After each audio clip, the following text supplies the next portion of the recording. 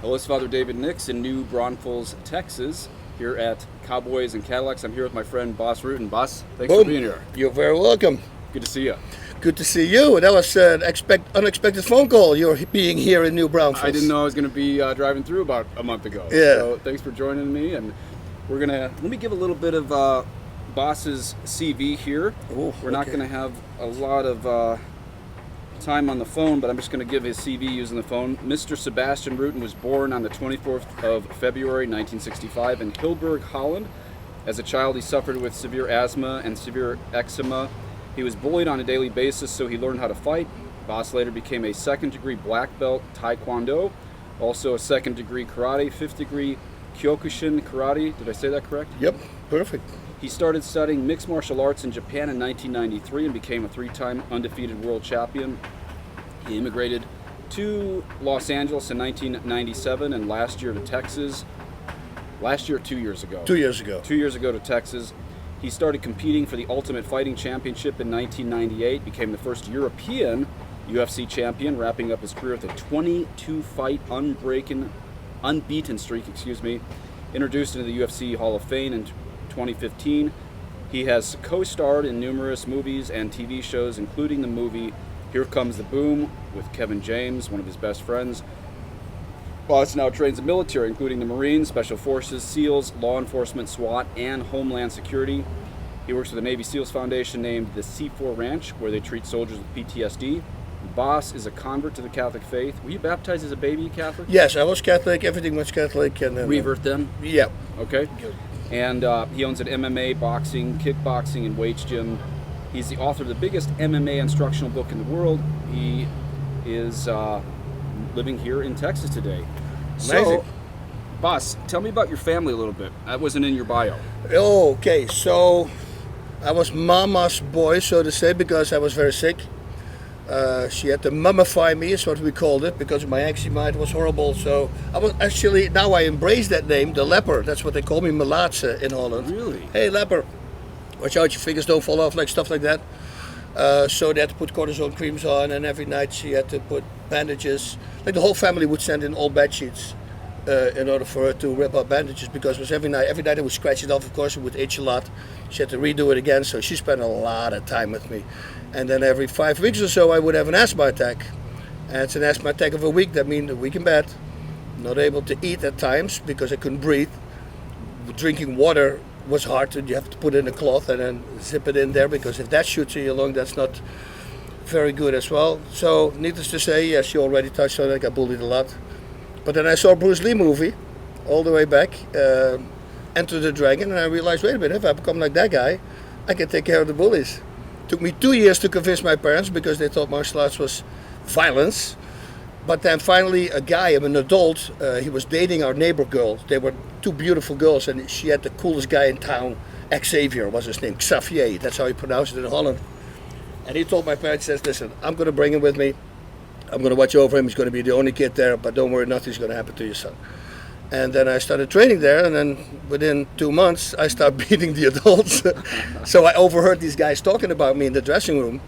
And as a kid, when you only hear bad things about you, but then suddenly adults are speaking highly of you. Yeah.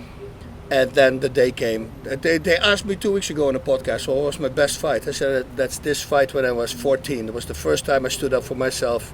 There he was, Chucky. He was the biggest bully in my school, with like 6 of his buddies on bicycles. And they shouted something leper again, and I shouted something back. And I heard them laugh, and I looked, and sure enough, they started to chase me. So I said, no more. And I put my bike on a stand, and they surrounded me. And then Chucky came to bounce his chest into me. I don't know what that was. But hit me, leper, you want to hit me? I go, so of course. I go, okay. And then I found out bullies were very weak, actually, Yes. because it was one punch, he was out. Bad thing was, his nose was flat on his face.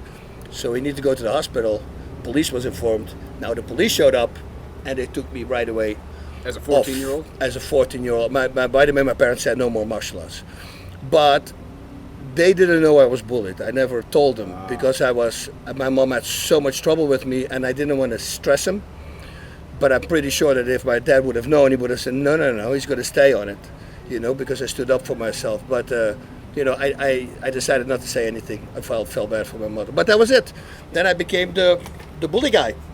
So if there's other kids in the class who got bullied or in school, guess who took care of that problem? Now I started knocking everybody out. Everybody was bad, they were going to go. And I made a list. There was a short list, like only 4 or 5 names of the guys who... Did you just say everybody was bad? No, only the guys who were bad. Only the guys who were bad. And I scratched off every name on that list. I got them all. And some of them were literally like, please, boss, I don't remember. I go, well, I do it, Bob. You know, but you learn, you live, you learn, right? And you start finding out later on that's maybe not a good way to handle it. Like, I understand you're sorry, but there's still a punishment. There's still a punishment. Well, justice, right? Yeah, That's yeah. it. Give each one its due. This is why we believe in purgatory. You go to confession, you're forgiven, you're sorry, but there might be some punishment. There might still be some punishment. But that changed my life. And then I started, right away when I left the house, started doing martial arts, started competing very soon, fast. Within 6 weeks, I think I did my first Thai boxing match. Won that by knockout. Then I started competing, and yeah, everything led to the moment in '92 is where I got an invitation. So this is so weird, right? So I met my wife in '92. So it's 33 years ago now. And she told me she had this really blank stare one day, and I go, "What's going on?" And she was almost snapping out of it, and she goes, "You're going to be a famous fighter in Japan." And I go, "No, I told you I'm not going to fight anymore," because it was this whole story with the fight that I lost. Yeah. I shouldn't have taken that because I was drunk at the moment I took the fight, and when they called me 2.5 months later where to send the posters to, I said, "What posters from the fight?" I said, "Who's fighting?" "You." I go, "Me? Who am I fighting?" Frank Lotman. I said, "The Animal. 43-0 with 41 knockouts." He go, "Yeah." And I'm thinking, I go, "Wait a minute, yeah, I did say that. Okay, I got to be a man, I got to own up. So when is the fight?" 2.5 weeks. Well, I was a bouncer at the time, and our club stopped at 5 a.m. and afterwards we went to the after party. So needless to say, there's drugs involved, there's beer involved, there's alcohol, there's everything wrong, which you shouldn't be doing. Yep. I remember my first 20 minutes I couldn't rope skip the first class. I couldn't make that. But, I got to live up to my word, right? So I fought the fight, needless to say, I lost the fight. And immediately everybody started saying, "See, I've fought 9 guys, 9 knockouts, all in first round except one in the second. And I lose one fight and suddenly they spit me out. So I said, I'm never going to fight anymore in Holland." That was the only thing I said. So my wife said, "You're going to be a famous fighter in Japan." I said, "I'm not going to fight anymore." She said, "Yes," she said, "but you said Holland, you're going to go to Japan." This is way before there was even talk about free fighting. Okay. Then a year later, I got a phone call from a guy. Is free fighting the same as UFC? As UFC, that's what Yes. they called it at the time. Mm-hmm. Chris Dolman, he saw me because once I stopped Thai boxing, competing, I still needed an outlet. And I started doing these choreographed shows, like with pump the bodies, and then with fight scenes, and with sticks, and with nunchucks, and with kicks, and kicking cigarettes out of the mouth. And we would go to these events, like a big Thai boxing event, and in the break we would do it. And that suddenly became very big. It started getting bigger and bigger. We started going to European TV, Dutch TV. We started traveling through Europe. We started doing these shows everywhere because we started adding comedy in it. It was a fun show. And we would come up with like backflips and a somersault, and then we would step into the ring or whatever the place was. So then Chris Dolman, he's the godfather of mixed martial arts, so to say, in Holland. He stopped me at one of those events and he said, "Hey, did you ever think about free fighting?" I go, "What's that?" And he explained there was no rules, there was this, that. I said, "Do they pay?" And he goes, "Yeah." I go, "Yeah, I would love to try that." But a lot happened. I got an injury here, an injury there, and then suddenly the telephone went. And I never picked up, and the answering machine was broke. And somehow something pulled me to the phone. I picked it up, and it was Chris Dolman. He says, "You need to jump in your car right now. You need to go to Amsterdam," which is a 2-hour drive from where I live, because there's this new organization coming in Japan called Pancras, and there's 2 scouts here. They want to see who they can invite. So he had an organization called Rings, and I have sparring, and they wanted to see me spar on video. And the guy went really hard. So I told the guy, I said, "Dude, slow down. We don't need to do this. They just want to show technique." But I think he thought I was afraid, so he turned it up. So I stopped him again. I go like, "This is going to go both ways." So I had to do a sparring session with one of his students, who was also fighting in Japan, and he went really hard. So I told him to slow down, that it wasn't necessary. They just want to see our technique. Yep. He turned it up because I think he thought I was afraid. So I told him again, I said, "Listen, it's okay, but it's not going to be one-way traffic. I'm going to do it back." And now it was on. Now it was a fight. So I kicked him in the face, knocked him out. He got a big bunch of stitches he needed, and that was it. I saw these two guys point at me and I said, we would like to have him. And September 21st, How old were you? 28. 28. September 21st, 93. That was the first time I went to Japan. And it was the most insane. I'd never been on a plane. Wow. So 13-hour plane, then you come in Japan, and in Holland, as you know, everything's tiny and small and it's gigantic everywhere, and I'm freaking out. Fight the first fight. Funny story, there was no weigh-ins, which I thought it was weird. But then again, I fought a Japanese guy, so I knew he's going to be at my weight. Wait a minute, did we talk about a weight? This is going to my head. So the next day, this tall guy walks up to me, like 6'3".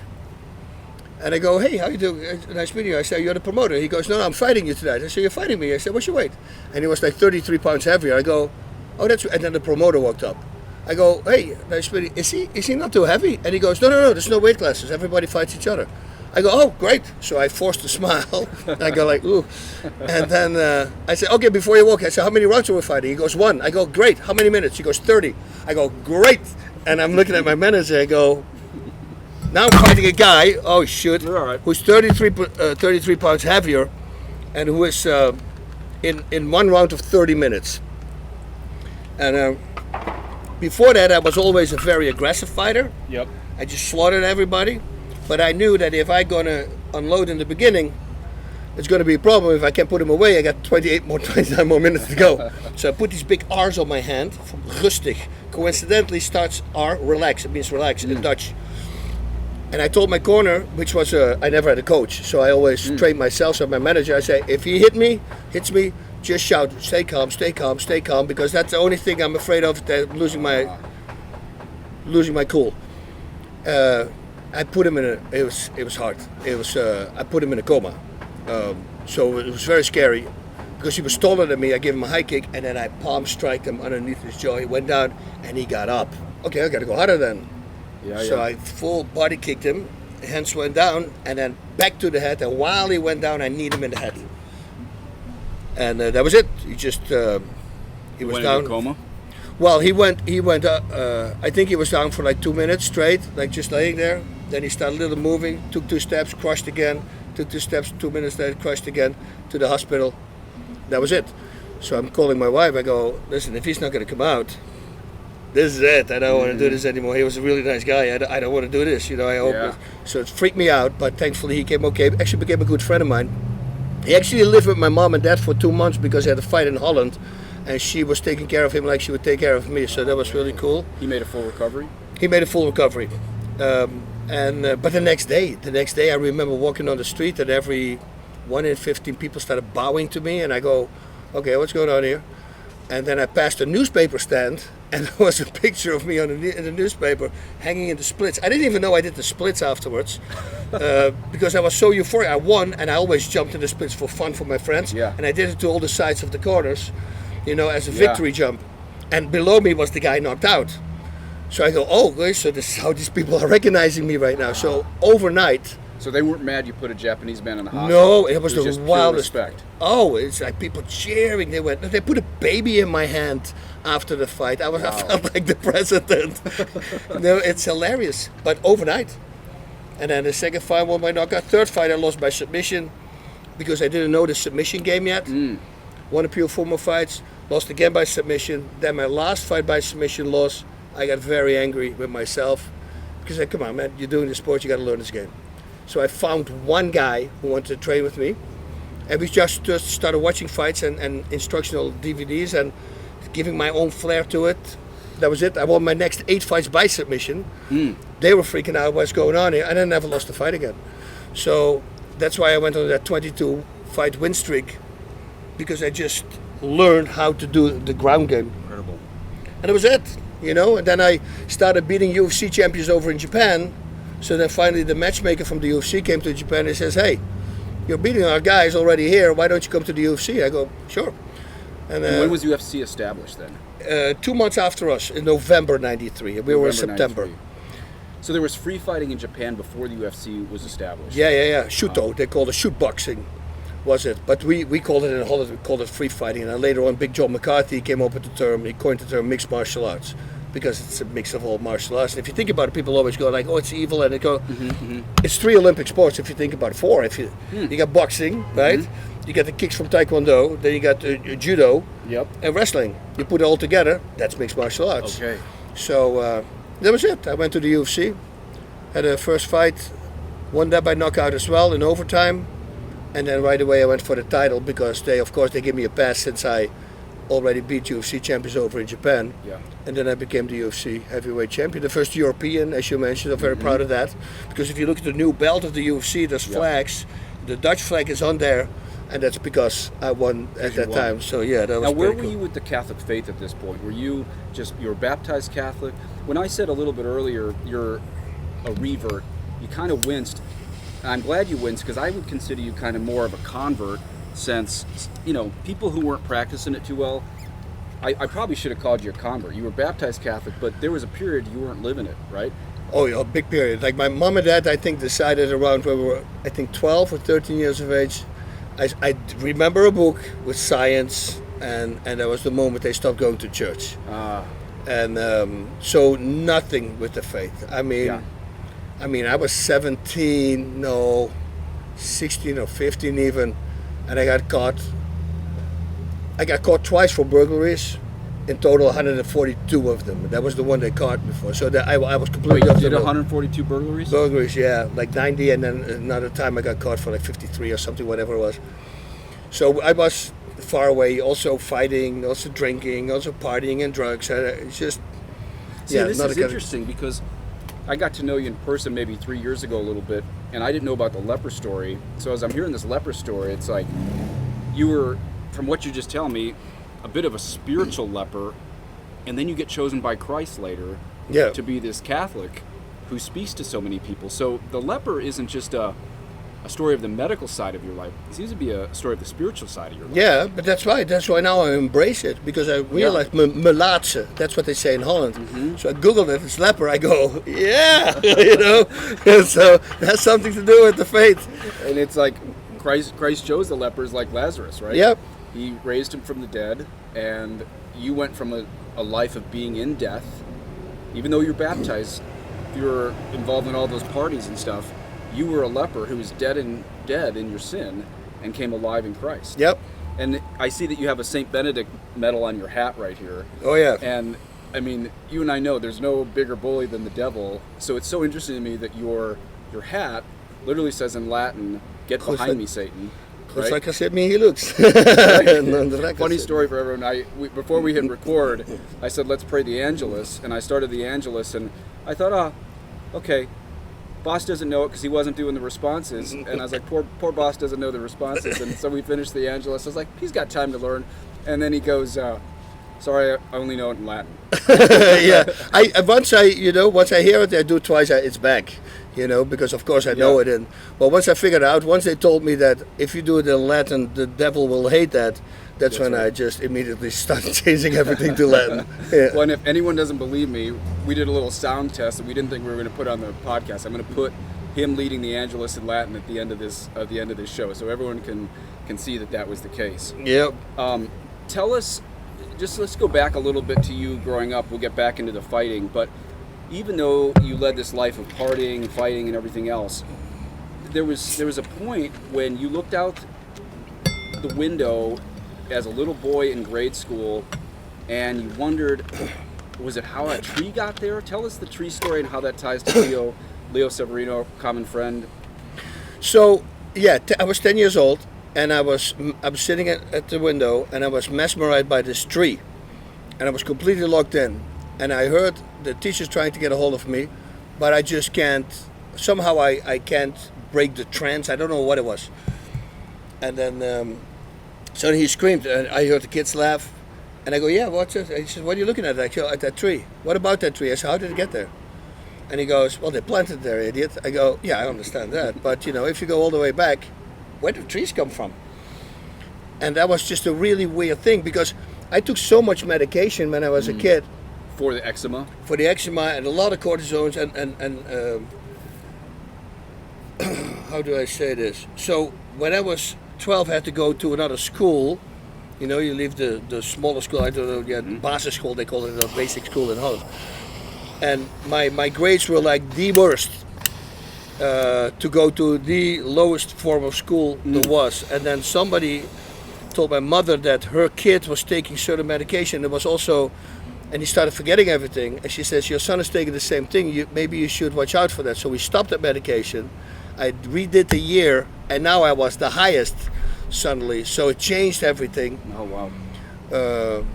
Yeah, I don't. What was the lead to the? Yeah. So then years later, we're going to fast forward. We'll come back to the fighting. Years later, you meet through your friend Kevin. Actually, tell us before we get to Leo, because we're going to come back to the tree. Tell us how you got hooked up with Kevin James. Kevin James. In '97, I moved to America, to California. He was shooting the first season of King of Queens. Yep. He found out, apparently he and Joe Rogan always watched my fights in Japan on pay-per-view, through pay-per-view. And when he found out I was there, he wanted to train with me. So I got a phone call, and my friend said, oh yeah, you got this new show's coming, and this is the comedian guy. I go, okay, so let's go there. And we just immediately clicked. The same humor, same everything. Yeah. And we became very close. I remember him with his brother Gary living in a one-bedroom apartment that they were sharing on Overland. And I was living pretty much on Overland as well, like very close to the studio. Like I would be a mile away from the studio. And I just started coming to the studio to train with him. But then, of course, afterwards we started hanging out and stuff because we became friends.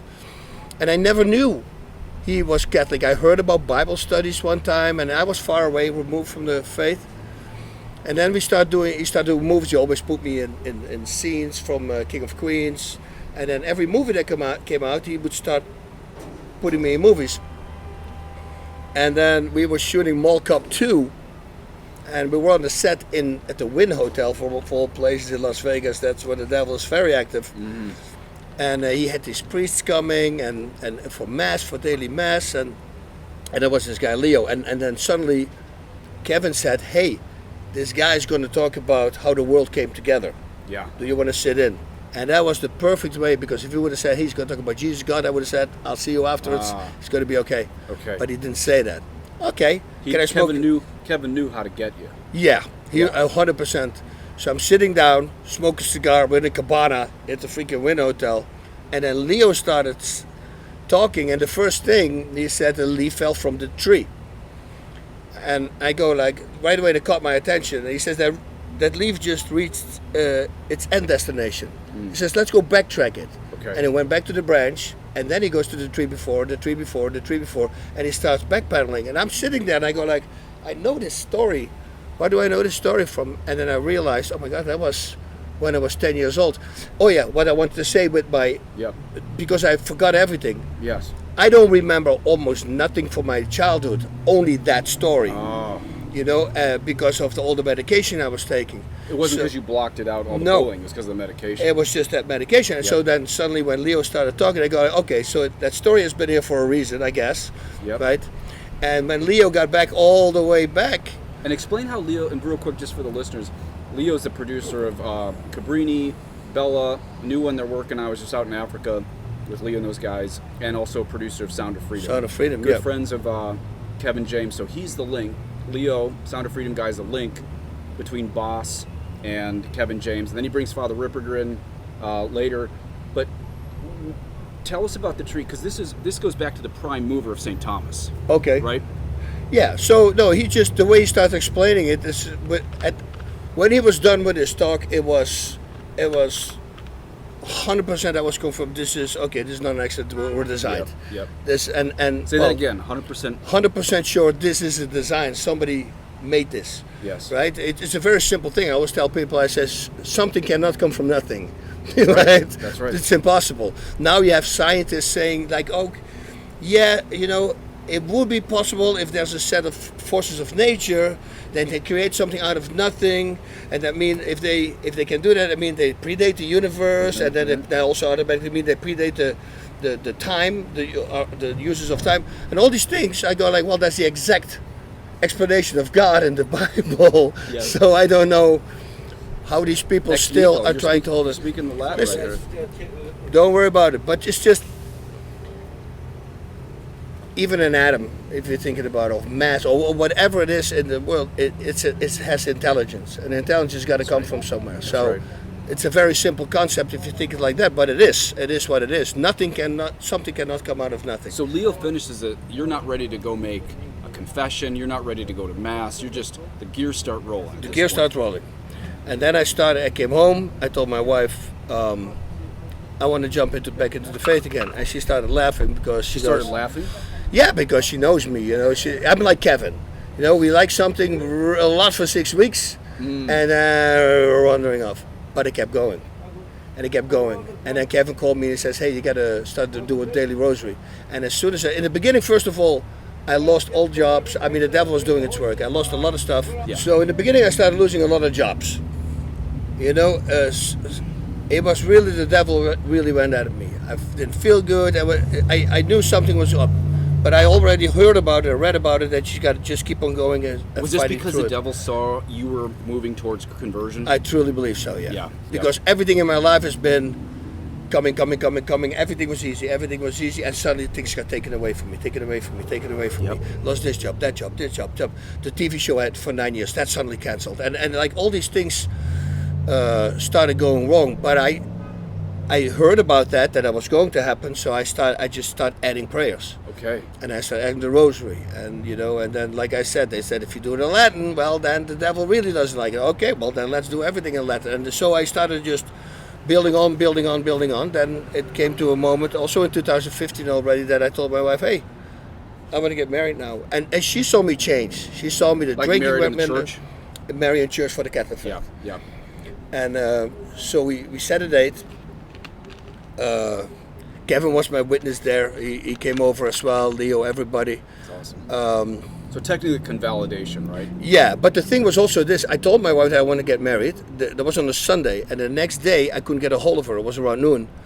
And I go, and then she called me back. She says, hey, Bico. I say, yeah, where were you? She goes, I was at Mass. I go, excuse me. She says, yeah, you said you wanted to get married for the church. So I went to Mass and I just signed up for RCIA classes because I was baptized, but I didn't do my confirmation. Praise God. So she immediately was on board because she saw me change. My kids saw me change. I went from the crazy guy to suddenly no drinking and getting my life in order.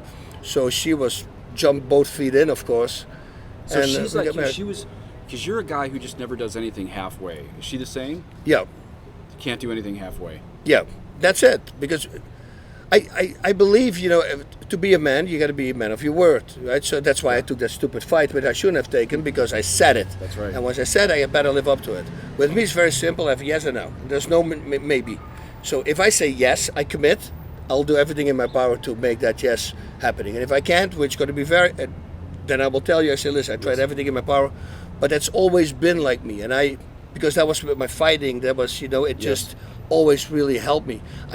Because I feel as a loser when I don't, if I say today I'm going to do 10 rounds on the back and I do 9, I will go home and at 10 o'clock at night I would lay in bed and then suddenly I would get my gear and I'd go to the gym and whatever, what are you doing? I said, I got to finish this. And I would do the whole 10 rounds again. Yes. Because I was a failure at that time. So that mindset that I had with fighting, I just brought that to Catholicism and I just started attacking right away the same way. And suddenly, once things started coming, got this back, this movie, and then suddenly everything started coming back again. Yes. I remember, so Father Ripperger, he got kind of reeled in to be the spiritual director for all you guys. And in one of these retreats, I remember he said, what are the daughter virtues of prudence or something? And you raise your hand and rattle off 5 or 10 virtues. And then he has another question.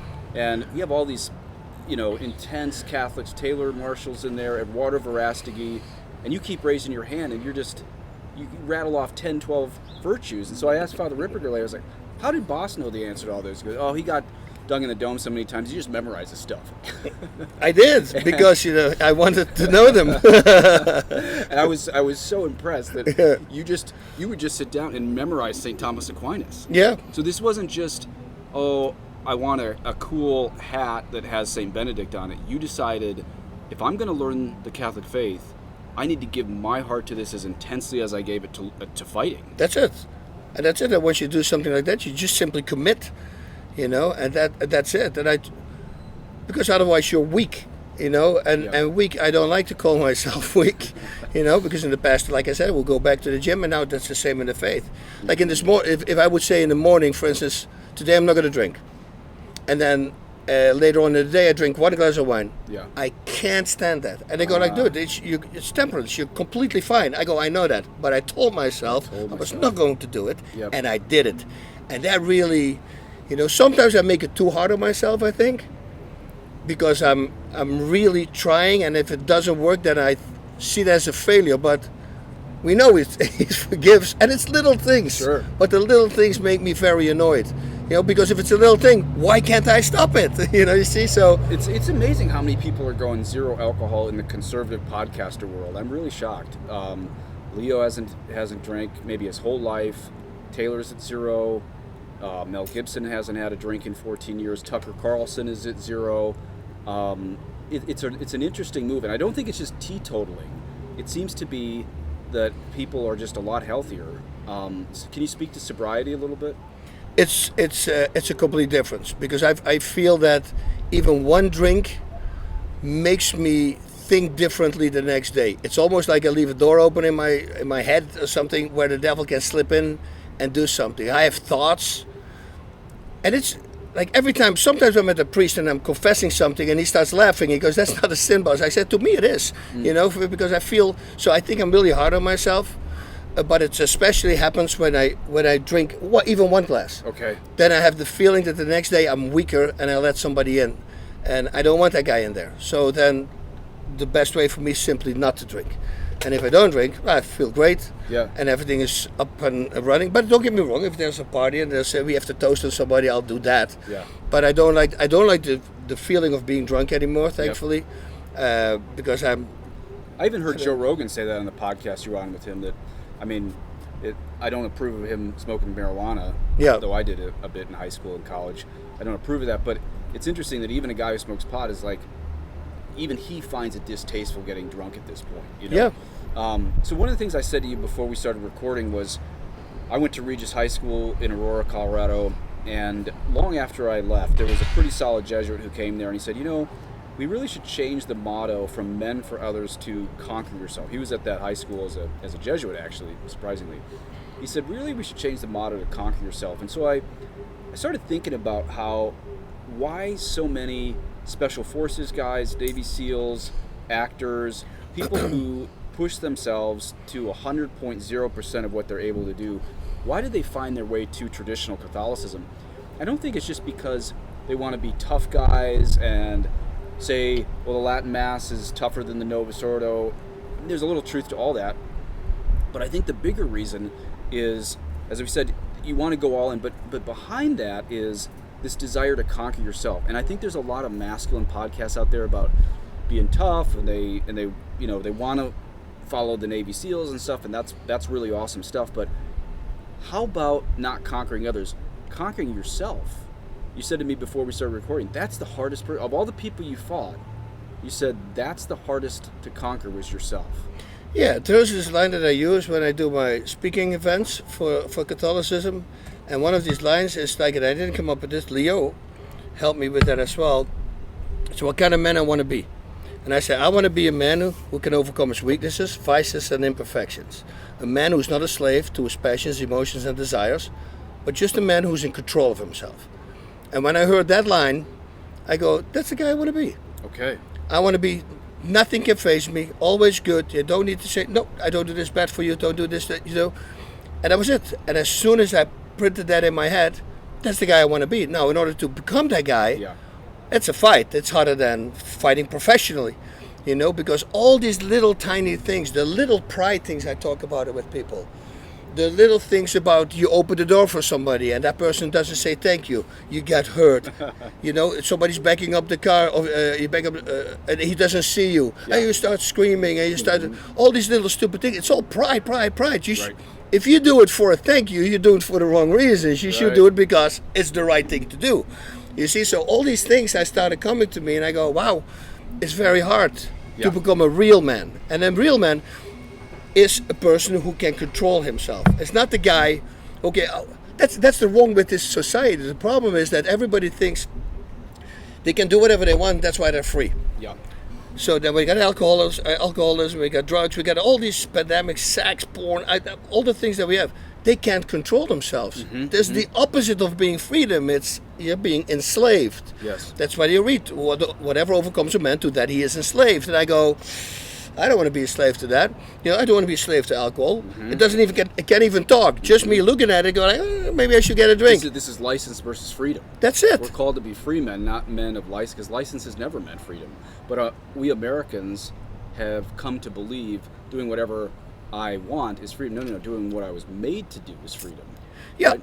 And also what they do is they try to sell you happiness. You can't buy happiness. Yeah. You can buy pleasure, and that's how every sin actually starts, right? With pleasure. But happiness is a completely different thing. Happiness is long-lived. Is short-lived. Pleasure is short-lived. Yep. Pleasure, too much pleasure, that leads to addiction. And there's so many things that that we believe is the opposite. But big pharma, big freaking Silicon Valley, Wall Street, everybody explains you can buy happiness, but you can't buy happiness. And you have serotonin, and serotonin is happiness, right? What is the other one? Dopamine. Dopamine. Yeah. Well, do you know that dopamine is killed? Dopamine kills serotonin if you have too much. So what it means is the more you buy, the more you want to have. The more to feed that. I got to put this somewhere else. This is insane. The more unhappy you become. Yeah. But we are brainwashed into thinking like, if I got the latest iPhone, if I got the latest thing, if I got the latest. Like also when I to Catholicism, I'm driving a Porsche, I'm driving DJ, I get these big watches, I give everything away. I stopped at the Porsche, forget about the Beamer, forget about this. I gave my watches away at friends. They go, what are you doing? I said, I don't want it anymore. Now I'm going to buy a phone when I need it, when it's broke. I'm not going to get the updated version. I don't need it anymore. Like all these stupid things, I started simply cutting out because you realize it's nothing. And then when you do an Exodus 90, for instance. You're doing that now. I'm doing it right now, yes. But I do it for the last 7 years. The first time we did it, well, you can literally go to my social media and you see it's 95% less than it was before. Because I realized how much time I was wasting on stupid, there's a squirrel on the skateboard, and you're freaking constantly on it. Why don't I go learn some? Now I can watch TV. Now I can be on my computer. Now I can be on my phone, only for my job. Yes. Only cold showers. You have to work out every day. You have 2 fasting days. You can only eat 3 meals a day. No sweets, no candies, no sugar, no alcohol, like all these things. Yeah. And now I started thinking, I start reading. And I read something. Now I have knowledge. Now I start learning things instead of wasting my time on stupid phone or on super social media or on a TV. And that completely changed me. Now, Bas, some people would say, you're trying to get rid of all vices, live for perfection, Exodus 90. Some Catholics out there would say that's Pelagianism. Pelagianism that's the heresy of pulling yourself up to heaven by your own bootstraps. You're doing it all yourself. Tell the role that grace plays in your ascetical life. Meaning? Well, if Kevin and Leo had never introduced you to Christ and the sacraments, would you have the vision to do these things? You're obviously cooperating with grace in even being able to do Exodus 90, going from a life of partying to, speaking at men's conferences and stuff. Without grace, would you be able to do all these things? No, you can't. Grace is needed with everything. And also grace, now I go back to stories that I survived and things and like these most insane stories. Like I'm writing a book and I go like, maybe I'm not going to do it because I did so much crazy stuff. And I'm so afraid that if a kid reads that, he might do it because he says, at the end he became a world champion, and I don't want that because if it goes wrong. Sure. But I realized there was always something protecting me. There will always something protecting me. How can I flip a car, fly over the crash barrier from the freeway, going down, no seat belts, my body is in the car, no roof on the car. Somehow we stayed I see him fly through the car. I put him in my guard in slow motion, boots, I was holding him, and I was just trees everywhere while we rolled down. We missed every freaking tree somehow. And it will end upside down in the water. So now water comes in. My body is knocked out. I have to stomp out the window. I don't know how deep I am. Yeah. And I come out and I pull him out of the car. People come running down the freeway. I go, oh my God. Who'd you pull out? My buddy. He was knocked out. He had his whole skull open, so he needed to get stitches.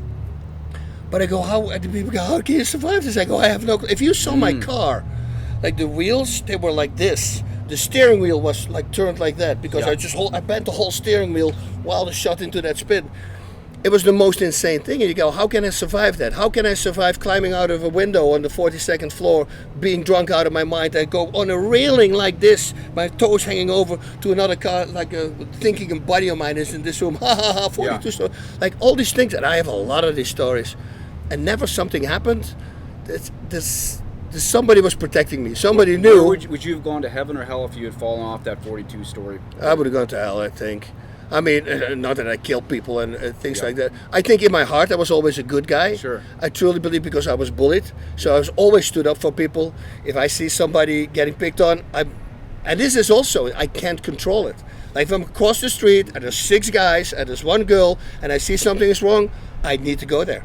Yep. And while I'm walking, I go, oh, why are you doing this? Why are you doing this? But I have to. I have to go there. I say, guys, we got to stop this thing. Oh, you want to do something? But most of the time, if you stay calm and just de-escalate. De-escalate. I said, there's no reason for it. So I never had to fight. I've been in positions where people pulling guns and then I thought, and I had a gun, but this guy was already pointing at the whole group.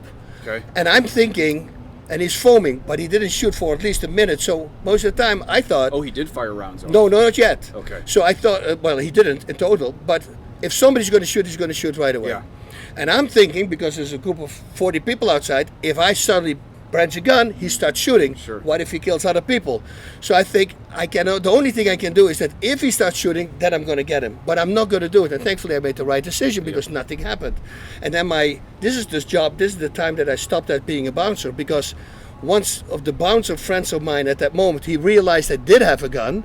He go, hey, you didn't shoot him! And he grabs the gun, he starts going after the guy, and this whole freaking thing breaks out. And I go, yeah, I don't want to work with guys like that. Yeah. If they can't see that was a very dangerous thing to do, they would have done it. Maybe I was going to get shot because of them. It's stupidity, Most of the people grab a gun, they shoot right away. If they don't, it's 99% they will not going to shoot. Jocko Willink says if he's in a subway and someone starts something with him, even Jocko Willink attempts to de-escalate. Yeah, I always de-escalate, and I'm always go to nice. Jail or the hospital in a fight. That's it, right?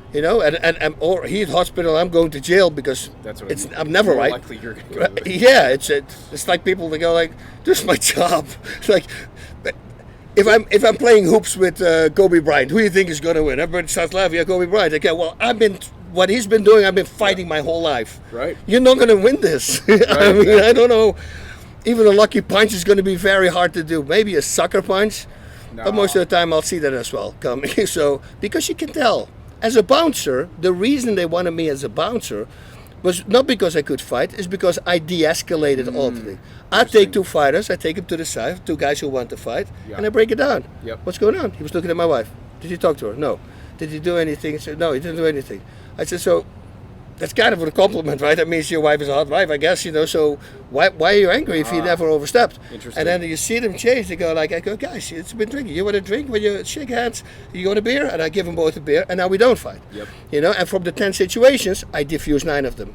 Because simply talking, and I always take them to the side. I don't want to do it in a group, and especially if it's 2 big guys, let's walk outside. Nice. And now I'm alone with them. So now they already think this guy needs to know something, otherwise he would never do that suddenly, So that already have the upper hand in that. Yes. And then I just start explaining, and I say, break it down.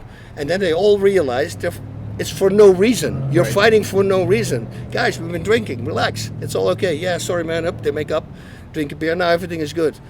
So I've been always de-escalating, but I did some stupid stuff. As you're talking, I guess the analogy in the spiritual warfare world to de-escalation would just be avoiding near occasion of sin. Mm-hmm. I think a lot of guys, we talk about spiritual warfare, it's like, I'm going to get on the internet and be involved in spiritual warfare that I don't, as I'm scrolling through Instagram, I don't hit the magnifying glass and start scrolling through that. It's like, no, just don't open Instagram, right? Yeah. I mean, so... It's fun to talk about all the spiritual warfare, but it's better. I mean, we're all going to face diabolical temptation to the last minute of our lives, but why open up extra doors, right? So, as you're talking, I'm just realizing the de-escalation side of spiritual warfare is avoiding the near occasion of sin. It's not very exciting to talk about, but you're good friends with Father Ripperger. You've been on numerous retreats with just 5-10 guys. So he's been very influential in your life. You've heard all of the Thomistic side of angels, humans, many stories of exorcism. Since you were the guy who stood against the bullies, how do you see spiritual warfare tying into your life now? As we don't want to take on the devil again without praise, because that even St. Michael said he called on God to rebuke the devil in the book of Jude. So we don't want to be arrogant about spiritual warfare, but we also have to realize you're at battle whether you recognize it or not. And if you deny there's angels and demons around you, the demons are going to take you down. You're at war whether you recognize it or not. What we didn't touch on yet is this, that when I was at the time I was crazy, drinking and everything. In my house in California, I started getting attacked by a spirit at night. This was right after you met, like Leo and the guys, or was no? It was way before. This is 2002, something around that time, and it happened like 5 times, and it would freak me out. And people go to sleep paralysis. It was not. Like I would literally wake up, and it would something would sit on my chest, something very heavy. So I wasn't even able to breathe.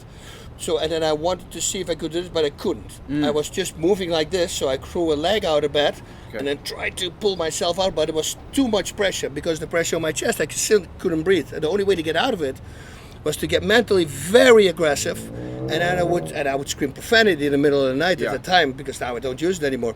And my wife would again, I go, yeah, again, I don't know what's it. So I start challenging it. I said, why do you wait till I'm asleep? You know, if you're a real tough guy, I mean, then do it now, or when I just fall asleep. But let's make something out of it. You know it was a spirit. You knew it wasn't a human. I knew it wasn't a human. It was something. So then, I come home one time with the family, and we had this. When you walk in, there's an open kitchen, and on the side, there was the dining room, and it was divided by a wall. And I'm walking in, and I stop. And my wife, what's going on? I say, dial 911. I say, if you hear something, hit send. He said, what's going on? Somebody's in the house. What do you mean? They said, I feel something is in the house. Somebody's in the house. Somebody is in the house. So I'm walking in, and here's the wall. Then I thought that person was in this room, so I started walking in, making a lot of noise. Hopefully he would do this. And then I make a U-turn and catch him.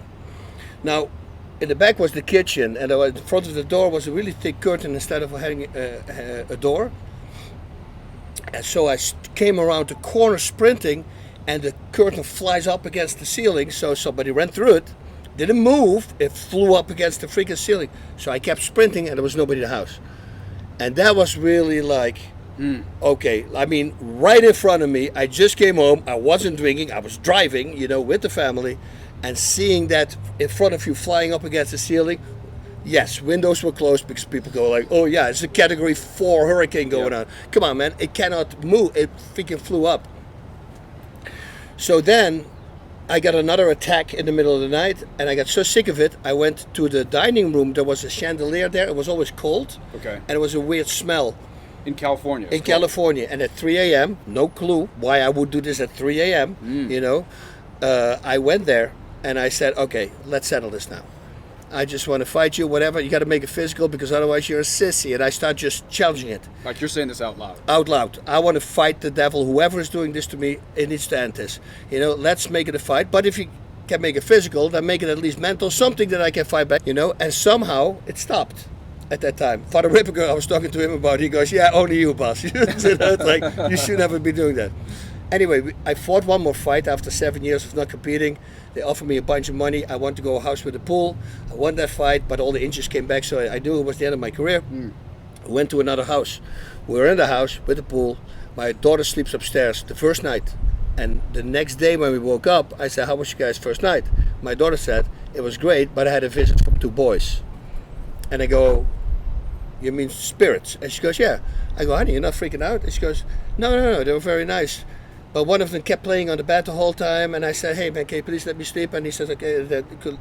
And I'm looking at my wife and go, this is weird. So I go downstairs and I go on the computer if something ever happened in my house. Well, in 2012 on Christmas, there were 4 kids in the car, 1 girl, 3 boys. Oh, and I asked what age, 16, 17. Okay. And they shot out of control, and they ran through our wall next to our home, and 2 boys died, 16 years of age. Wow. And I'm walking outside, and I see where they repaired the wall.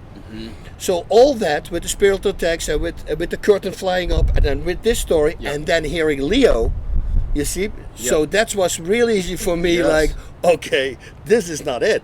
Yes. This is just, we're here. You at least knew there was something beyond the veil. 100%. Yes. 100%. And then, if we are willing to make great sacrifice to become a world champion, all this stuff, we don't want to make great sacrifice to go to heaven. I mean, Amen. it's forever. It's forever. Time stops.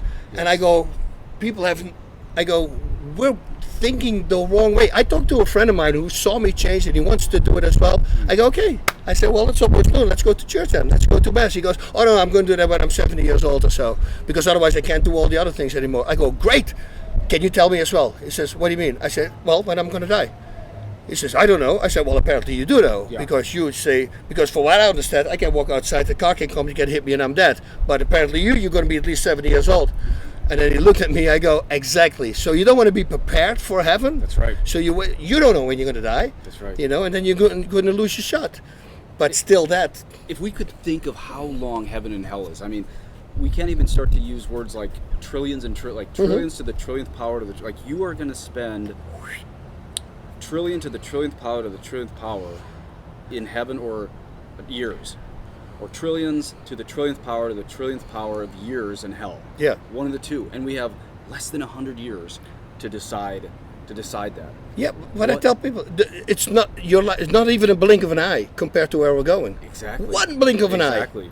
It's forever. And then for the people at home, go on YouTube and Google near-death experience from people who went to hell. Yes. Do that, and then you're going to see people they freak. I tend to believe those more than the people who said they went to heaven. Right? What You motive see do them you cry, have to they say? go. Yeah. What motive do you have to say I was such a bad person? Mm-hmm. Now your story, we'll have to check this with Father Ripperger, but I would tend to think the spirit that was on your chest was a demon. The thing that was influencing your daughter might have been souls in purgatory, because my understanding, and people out there can correct me in the comments if I'm wrong, my understanding is demons try to use terror. Souls in purgatory trying to get out can just be annoying. Yeah. There's a difference between terror and annoying. Demons can cause terror.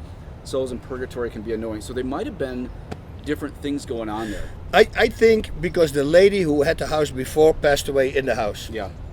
And my kids saw her. Like they could describe what she would look like. Yeah. Looking out the window, they would know her, they would see her. So my interpretation is that I was a heavy drinker at the time. Yep. And I'm always happy. So I'm dancing with the kids, but still being drunk, dancing with the kids, not a good father, not a good husband, not a good man, so they need to go. And I think that woman was the one who was slapping me around and say, hey, you got this beautiful family, wake up, what are you doing here? Okay. That's but I don't know. Yeah. But I feel like, because they have no problems, it was only on me. Well, I was the guy who was acting completely insane at the time. So maybe she just tried to put me in place saying, what are you doing? You got this beautiful family and you're being drunk the whole time. So I want to go back to your conversion, because it's so fascinating to me that this whole thing with Kevin James, Leo Severino, now you start to believe in God. I have ADD too, so we're all over the place, but people are I think they're gonna enjoy this. So now you believe in God. What led you to repentance, to say there's only one God, that is Jesus Christ? Not only did he die, he rose from the dead. I need to go back to confession. I need to start going to mass, right? Because there's a difference between just saying I didn't create myself, and then saying I need to be a traditional Catholic. What happened between those two intellectually? What happened intellectually between the tree event, the causality of St. Thomas, and Jesus is my Savior and he's the only possible Savior? That's in the Catholic faith, confessing. I remember confessing my burglaries at the police station, and it's really something. But once after you've done it, it feels really good. So that I still had in my head. You confessed to the police or to a priest? To the police. Oh, to the police, yeah. So once I realized, that's why the Protestants, I go you really think you can rape a woman and you drive home and you're going to say, sorry, Jesus won't do that anymore, and you're going to go to heaven. And there's not even a purgatory. I go, I don't think it works like that. That's right. I believe that we are here to work. It's a hard work. If he says, carry my cross, you're going to get hurt. Something's going to happen. And they try to just everything is easy. Oh no, just say thank you. You're going to be okay, and just believe in him. Just believe in him. And I go, yeah, I don't think it works like that. That does not anything in life. Becoming a champion, you can't become a champion like that. It's like the people. Some guy went to me. He started. he started attacking me, this young kid, completely liberal, and he was okay with stealing under $500 and blah blah blah and all that stuff that they get. Under 500, because that's the number that's the like number in legal California, yeah, and they can go away. And I thought they were assholes. He says, "You know what, Bas?" Because he knows I'm a Catholic, and he thinks Christians and Catholic are the same, or Protestants. And he says, "Yeah, and you know what the worst for my friends? All these guys who go to church." I said, "Well, they're not really." Then they're not true Christians. Yeah. He goes, "No, they do, because they go to church every week." I said, "Oh, that's a nice concept." I said, "So what you're saying is that if you walk into my gym and you just look at my classes, you're a professional fighter? Or do you think maybe you should go in there and actually live like a fighter, train like a fighter, do all these things in order to become a fighter?" I think I had no answer, of course. I go, that's what life is. It's going to be hard in order to get up there, and I'm doing everything in my power to get up there. But still, we'll probably go to purgatory anyway, because it's not as easy as it is. So, yeah. And if you hear, they wrote songs about Stairway to Heaven, you got a Highway to Hell, right? Yeah. and if you read Matthew even though Led Zeppelin 7:14, was also satanic, but yeah. Matthew 7:14, that goes on my phone, pops up sometimes, right? Because the road is narrow, the door is narrow, that leads to life. I was just going to quote Matthew 7. Jesus says, and I love to go Baptist on evangelicals because they like to, finish the scripture phrase, and they can never finish it because they only know like 20 verses. So I always say Matthew chapter 7. Jesus said, "Not all who say to me, 'Lord, Lord,' will enter the kingdom of heaven, but," can you finish the sentence? And they can never finish it. Well, the end of that verse, I think it's verse 22, Matthew 7, "Not all who say to me, 'Lord, Lord,' will enter the kingdom of heaven, but those who do the will of my Father in heaven." You have to do the will. Yeah. Not all who say Jesus is Lord will go to heaven. It's right out of the Bible. Yeah, but and also when he says the road that leads to life, only few will find it. Yes. Few. I go, what is the few? 2 in 100, 3 in 100? If the people who went to hell, but on YouTube when you watch these things, they say it's so scary, like constantly people dropping, constantly people dropping. Yes. He says there's a lot of people in hell, and I truly believe that because it's broad that leads to destruction. And those are many who go there. So the Bible says it, but somehow we think it's a breeze. Oh, we can do this. We can water things down. There's other people. I do this at my talks. Yeah, no, Jesus understands us because we're weak, and we can water things down. I go, yeah, that's very wrong. What do you mean? I go, they're outside time and space. Even if he said 3,000 years ago, for him it's exactly the same as saying it now. Yeah. So that's why the devil has all the time in the world, because there is no time for the devil. So if you fall off the wagon with drinking after 30 years, he goes, "I still got you." For him it's the same time. Yeah. People don't understand that concept. And I think once you understand that, you're going to live completely different. Yeah, and I think the number one error in the hierarchy out there theologically is most bishops in the United States really believe 99.99% of the people, maybe 100%, go to heaven. And that doesn't seem like that dangerous of a heresy. But first of all, it's right against the Bible, like you said. It goes against the magisterium. It goes against all the saints. It goes against Fatima. It goes against all the private revelations. But on top of all of that, this whole idea that dare we hope that all men be saved, even asking that as a question, what that does is it actually says there is no prize. I mean, imagine if when you were fighting in UFC, you had found out everyone gets the same participation award. Would you fight? Of course not. Once there's a participation award, no one's going to fight. They're not going to fight for their own salvation anymore. So it sounds like they're painting, we're going to make a nicer Jesus so everyone comes into the Catholic Church. Why would you skip an NFL football game that you're going to watch with your friends to go to Mass on Sunday if either way you're going to heaven? But it's with everything. If I never have to work out and order win my fights, I'm going to be bored within 5 fights. Yes. Because I don't have to work for it. Yep. Everything that you put a lot of work in it, then if you make it, then the celebration will. If you don't make it, that means you didn't train hard enough. Yep. That's why I see these guys crying and they're freaking completely destroyed after a loss. I go, dude, just get better. That's how I looked at it. I go, I missed that.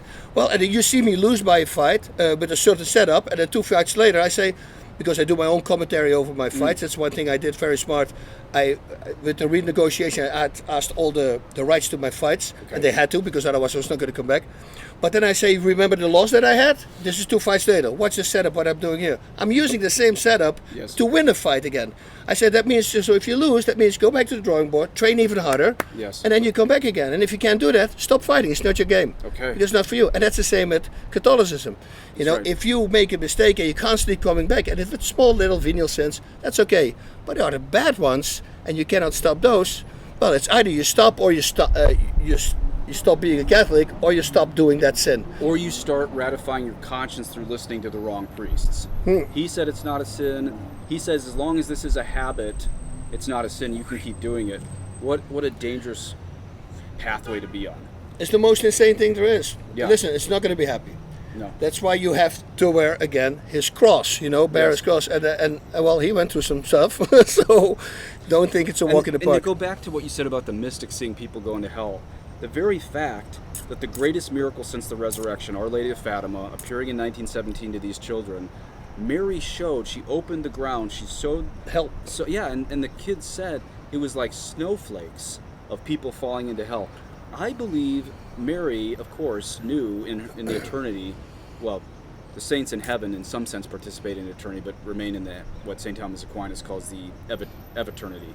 But anyway, Mary obviously knew we were going to enter this century where most bishops and priests said, don't worry, no matter what religion you are, you're going to go to heaven.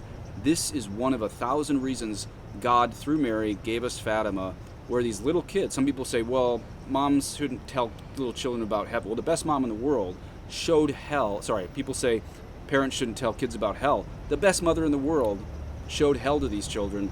And if they saw thousands and thousands of souls falling into hell, that, I believe, was a preparation for all of the heresy and apostasy of the 20th century, of all these priests and bishops saying, don't worry, no matter what religion you are, no matter what addictions you have, you're going to go to heaven.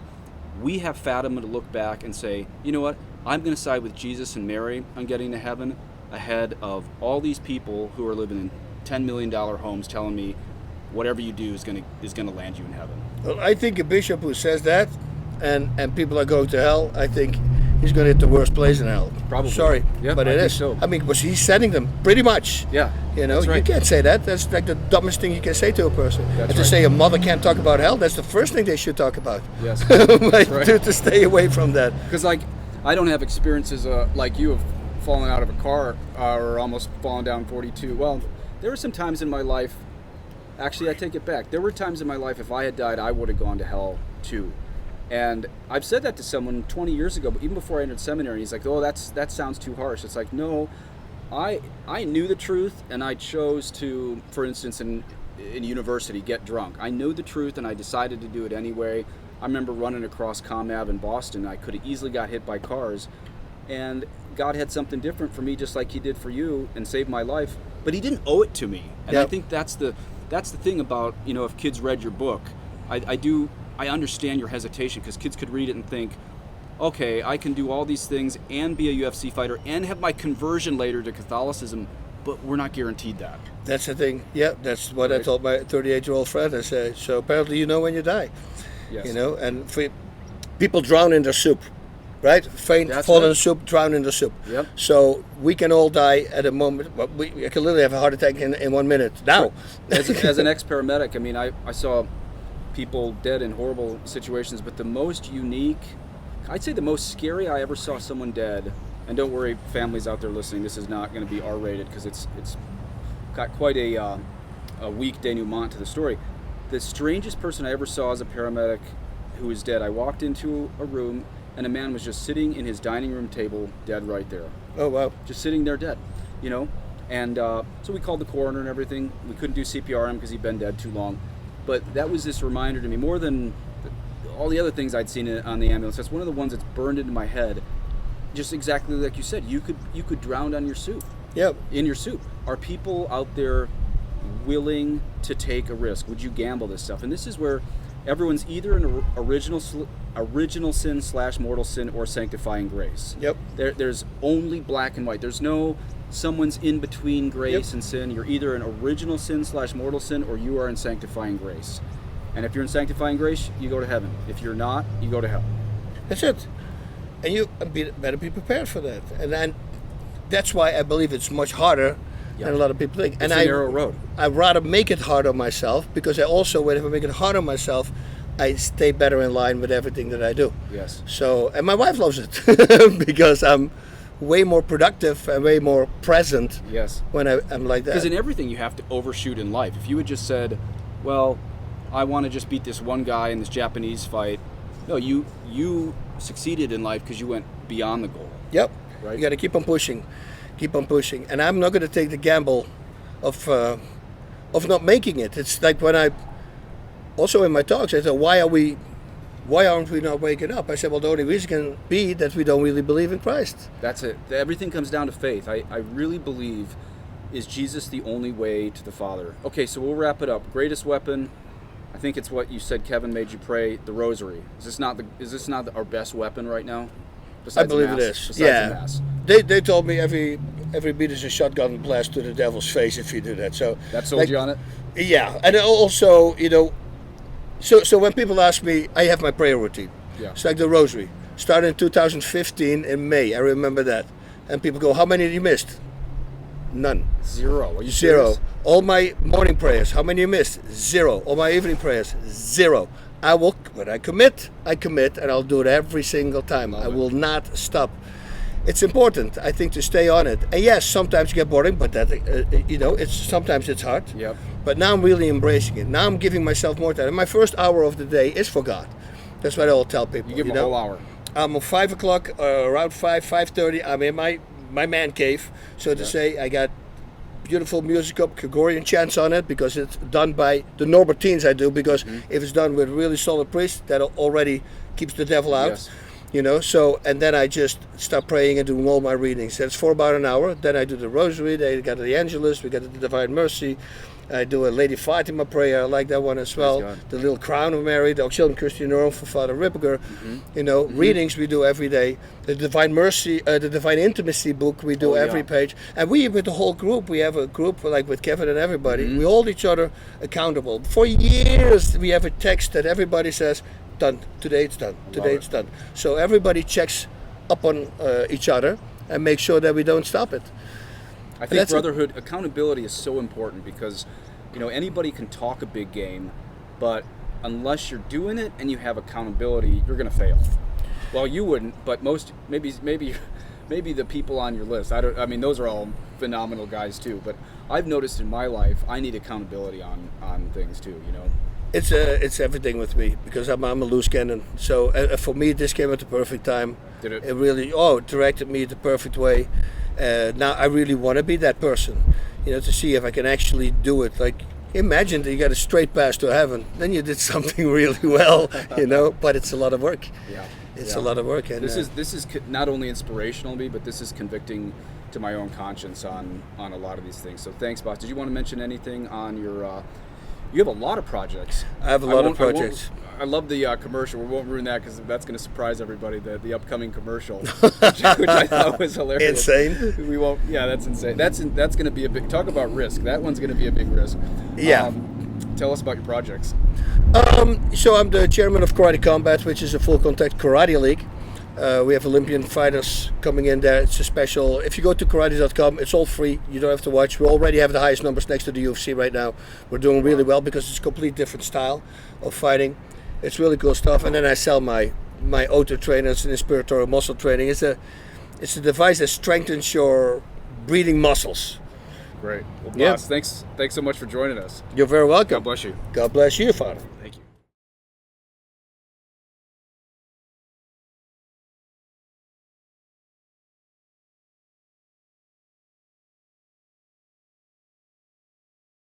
Let's hear the Angelus in Latin, since I only gave it to you in English. Angelus Domine nuncevit Maria. Et concepit Spiritus Sancto. Ave Maria, gratia plena Dominus tecum, benedicta tui mulieribus et benedictus fructus ventris tui, Iesus. Santa Maria Mater Dei, ora pro nobis peccatoribus, nunc et in hora mortis nostrae. Amen. Eccencile Domini. Fiat mihi secundum verbum tuum. Ave Maria, gratia plena Dominus tecum, benedicta tui mulieribus et benedictus fructus ventris tui, Iesus. Santa Maria Mater Dei, ora pro nobis peccatoribus, nunc et in hora mortis nostrae. Amen. Et verbo caro factum est. Habitavit nobis. Ave Maria, gratia plena Dominus tecum, benedicta tui mulieribus et benedictus fructus ventris tui, Iesus. Santa Maria Mater Dei, ora pro nobis peccatoribus, nunc et in hora mortis nostrae. Amen. Ora pro nobis sancta Dei Genetrix. Sine ficiamur permissionibus Christi. Oremus, gratiam tuam, quas mus Domini mentibus nostras infunde, ut qui angelo nunciante, Christi fili tuo incarnationem coniovimus per passionem meus et crucem, ad resurrectionis gloriam perducamur, per iundum Christum Dominum nostrum. Amen. In nomine Patris, Filii, Spiritus Sancti. Amen.